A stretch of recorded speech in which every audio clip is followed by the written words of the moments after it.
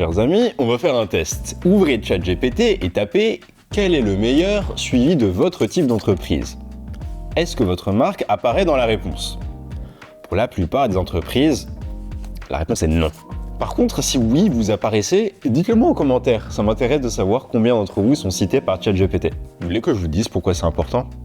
L'IA est en train de changer doucement mais sûrement la manière dont la plupart des utilisateurs trouvent l'information. Allez sur Google et regardez un par un chaque lien pour obtenir la réponse que l'on cherche. De moins en moins de gens font ça.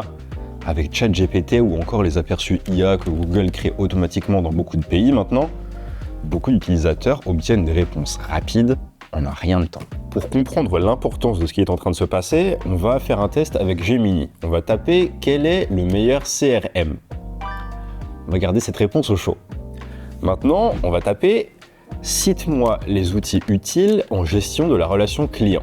Et regardez, ce sont les mêmes marques qui apparaissent encore et encore, alors qu'on pose des questions différentes. Et c'est l'une des grandes spécificités de la recherche par IA.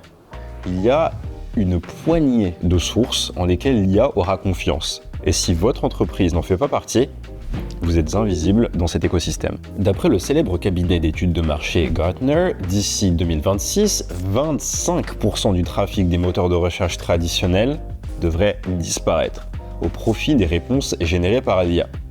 C'est là que la question se pose, comment s'adapter à un monde dans lequel le SEO traditionnel perd en efficacité? Coucou tout le monde, c'est Amiel de HubSpot et aujourd'hui on va parler du GEO pour Generative Engine Optimization. C'est l'optimisation pour les moteurs génératifs. Et c'est pas si compliqué en vrai. Dans cette vidéo, on va découvrir ensemble un système en 6 étapes pour aider les IA à citer votre entreprise plutôt que celle de vos concurrents. Et si vous voulez en apprendre plus sur ce grand changement structurel dont je viens de vous parler, HubSpot a créé un guide gratuit qui décrypte le fonctionnement des outils IA et vous donne plein d'astuces pour adapter votre business. Je vous mets un lien vers ce guide juste en bas en description. On y va ?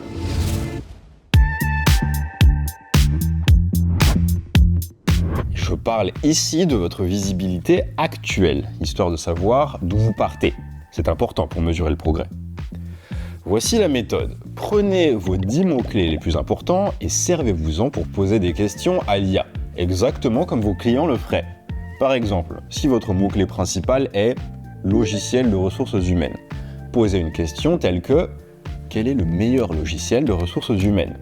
ou « Comment choisir le meilleur logiciel de ressources humaines ?» Faites le test avec ChatGPT en priorité car c'est le LLM le plus populaire. Mais n'hésitez pas à rajouter Gemini ou Perplexity à votre test.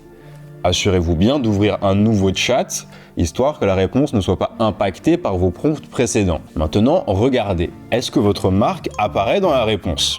Lesquels de vos concurrents sont mentionnés?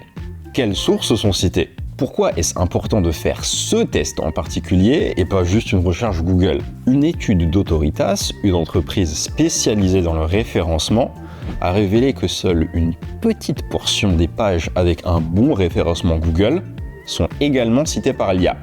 En d'autres termes, dorénavant, avoir un bon SEO ne signifie pas forcément avoir également une bonne visibilité sur les LLM. Donc voilà ce que vous allez faire. Vous allez prendre note des résultats de ce test, n'hésitez pas à faire des captures d'écran, allez-y, et on va ranger tout ça dans un dossier, histoire de s'y référer plus tard. Et pour l'étape suivante, on rentre dans le vif du sujet. On va rendre notre contenu plus facile à comprendre et à citer pour l'IA.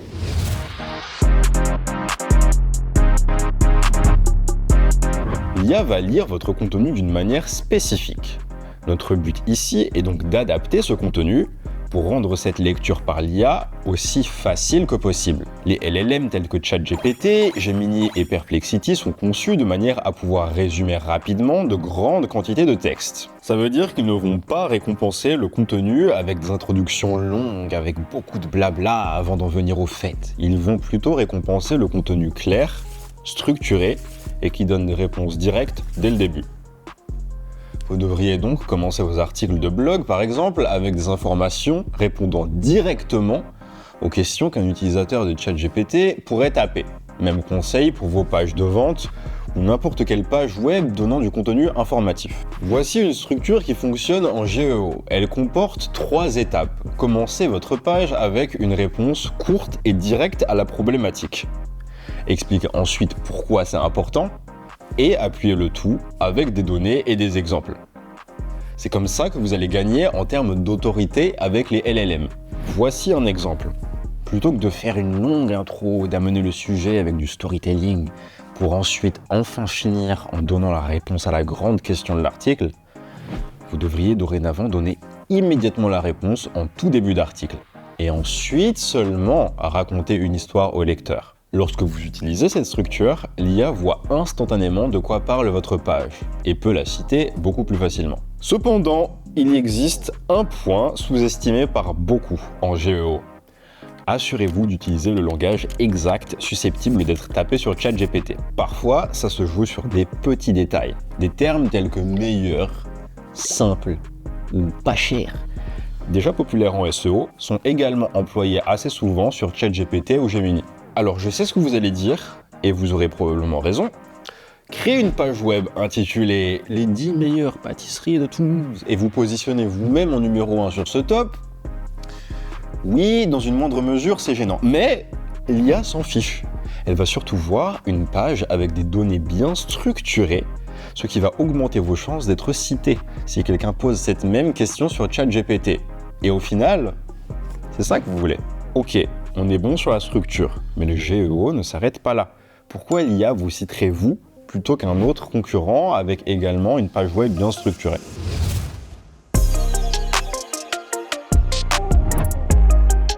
L'IA arrive à vous lire, très bien, mais est-ce qu'elle vous fait confiance? On va bosser sur ce point. Commençons par ce que l'on appelle le balisage de schéma, ou schema markup si vous travaillez dans un milieu anglophone.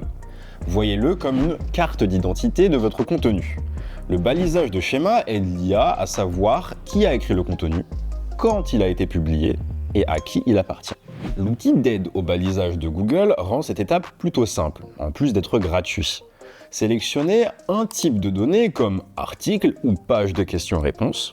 Ensuite, collez votre URL ou votre code HTML et cliquez sur « Commencer le balisage ». L'outil est super intuitif. Surlignez votre titre et marquez-le comme « titre ». Surlignez le nom de l'auteur et marquez-le comme « auteur ». Même chose avec la date de publication. Même chose avec le corps de l'article.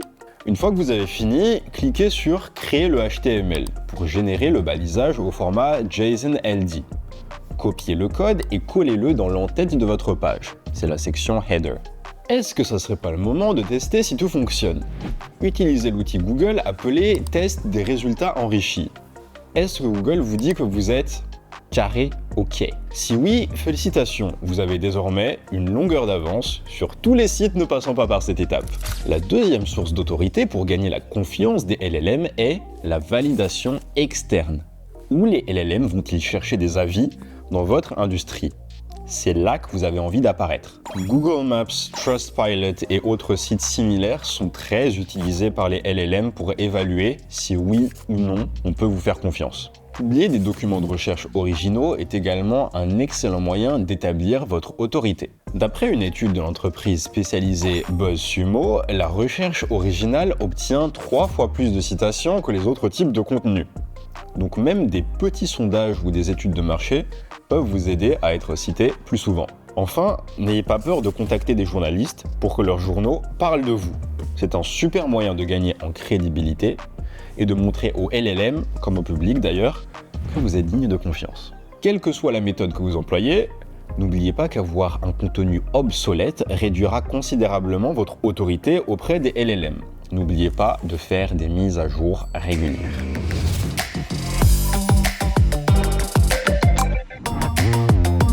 Ok, donc si vous avez suivi toutes les étapes jusqu'ici, l'IA peut lire les pages de votre site web et elle vous fait confiance. Ça serait dommage de lui mettre des bâtons dans les roues pendant la lecture, parce que votre site est mal entretenu. Il est donc important de passer par l'étape de l'optimisation technique. Voyez ça comme une sorte de bilan de santé de l'infrastructure de votre site. 1. La vitesse. Votre page web doit être capable de charger en moins de 2 secondes. 2. La structure. Assurez-vous que les titres soient utilisés correctement tout au long de la page. que les URL soient configurées comme il faut et que la page s'affiche correctement sur mobile. 3. Les métadonnées. Cela concerne le balisage de schémas dont on a parlé tout à l'heure, mais aussi les textes alternatifs associés aux images. Le but étant de s'assurer que les LLM et les outils d'accessibilité puissent bien lire tout ce qu'il y a sur votre page. Autre conseil, utilisez le schéma FAQ partout où c'est pertinent. Une étude de Milestone a montré que 60% des réponses générées par IA viennent de contenus utilisant ce schéma. En fait, le but de cette étape du SEO technique est de retirer autant que possible les barrières potentielles entre votre contenu et les LLM. Et maintenant que c'est chose faite, notre objectif va maintenant être d'intégrer tous ces réflexes GEO dans vos habitudes de travail.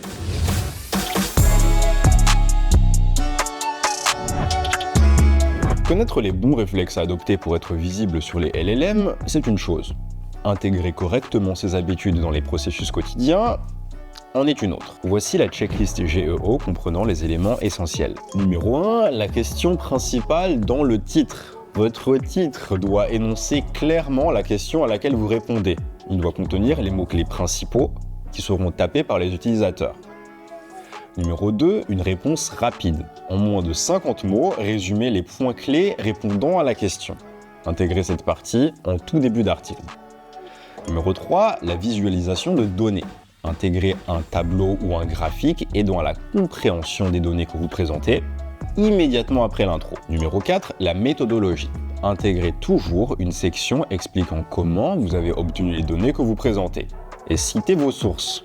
Cela vous aidera à être crédible aux yeux des LLM, mais aussi des utilisateurs. Numéro 5, l'analyse détaillée. C'est ici que vous allez développer sur votre sujet, poser votre storytelling. C'est le corps de texte principal de votre page. Numéro 6, la section FAQ avec schéma. Je dis avec schéma parce que c'est vraiment essentiel pour la visibilité de votre page. Numéro 7, la date de la dernière mise à jour. Indiquez à l'IA et aux utilisateurs que votre contenu est à jour. Prenez l'habitude de passer en revue toutes ces étapes avant la publication de chacune de vos pages. Et à force de faire ça encore et encore, vous aurez très vite intégré le GEO à vos processus. Alors comme vous le savez déjà, quand on fait des optimisations, c'est important de réaliser un suivi des progrès. Le GEO n'échappe pas à cette règle.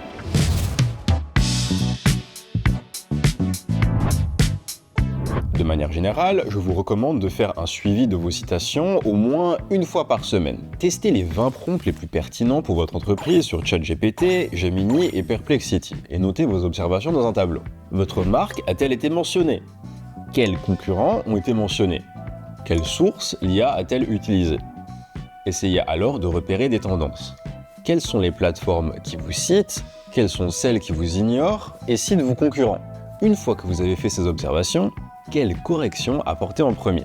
Voici une matrice de priorisation GEO. S'il y a un prompt qui a un fort potentiel de conversion, mais sur lequel vous êtes peu visible actuellement, faites-en votre priorité immédiate.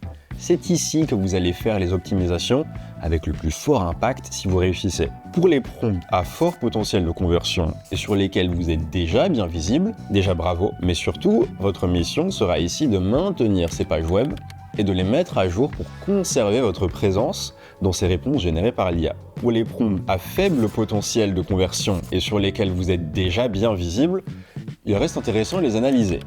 Comment avez-vous fait pour être cité par les LLM ici en particulier? Peut-être en tirez-vous quelque chose d'instructif pour votre stratégie. Enfin, pour les prompts sur lesquels vous n'êtes pas visible, mais qui ont un faible potentiel de conversion de toute façon, c'est pas grave si vous n'êtes pas visible dessus.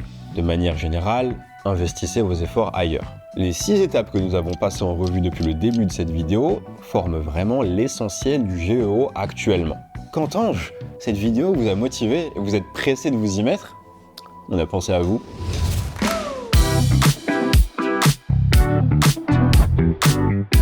Voici un plan d'action simple que vous pouvez exécuter dès maintenant.